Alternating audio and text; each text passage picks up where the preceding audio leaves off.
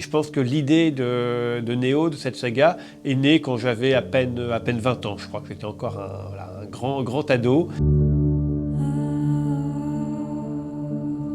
Néo, c'est un monde où les adultes ont complètement disparu et le monde, la Terre, n'est plus habité que par des enfants et ils vont vieillir en même temps que ma saga va évoluer.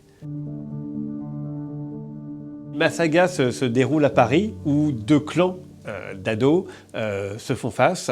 Un clan habitant la Tour Eiffel transformé en tipi et un autre clan habitant le château, c'est-à-dire le Louvre, bénéficiant de toute la technologie moderne et surtout de toute la connaissance accumulée par l'humanité depuis qu'elle existe.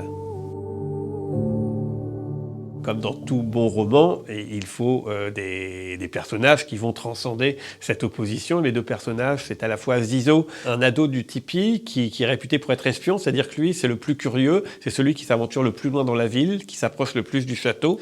Il va se rapprocher d'un peu trop près et donc va rencontrer Alix, qui est la reine du château. Et Zizo et Alix vont sinon tomber amoureux, du moins tout de suite très bien s'entendre, devenir très complices.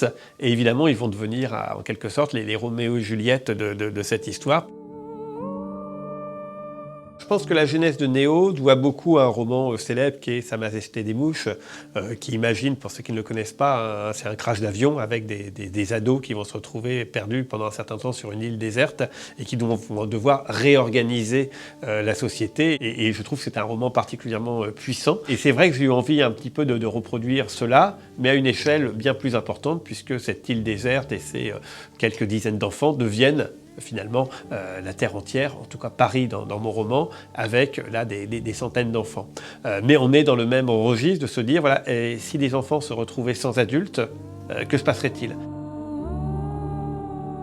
Dans Néo, il y a vraiment toute cette réflexion autour de l'environnement, qui est évidemment une réflexion clé pour la génération future, mais aussi Néo est très important en termes de réflexion sur la citoyenneté. J'ai dans Néo deux clans d'enfants, et évidemment une des réflexions c'est de se dire, ces enfants du château sont-ils plus importants finalement que ne le sont les enfants du tipi, qui ne savent même pas d'où ils viennent et qui était Napoléon ou ce qu'est une ampoule électrique, ont autant de légitimité que ces enfants du château qui ont accumulé des trésors de connaissances, mais qui finalement se sont coupés d'une partie des réalités de la nature. Et donc c'est ce mélange des deux qui me semblait à la fois intéressant sur le plan historique et pour éclairer l'avenir.